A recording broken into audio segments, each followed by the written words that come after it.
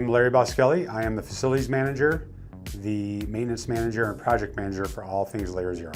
I work with the city, county, and state officials to gain all permits that are needed for each phase of the construction process, to come up with a design and make sure that we adhere to the design, and to make sure I am out in the field with the people that are constructing it to make sure that it's getting done correctly. So the building is being extended to the east and to the south. By more than doubling the facility size, we are able to grow our business, not only from a production assembly standpoint, but also from a quality standpoint and from an engineering standpoint. The current phase right now is earth moving. So what needs to be done in that is we take the current grade that the earth is at right now, and we take that down to a subgrade. Our stormwater management retention basin has virtually been completed. The benefits of the expansion are more than just what we have currently in the building. To put a 120,000 square foot addition onto this building is going to increase our assembly lines, our production. So with every ounce of space that we are creating, that creates an extra job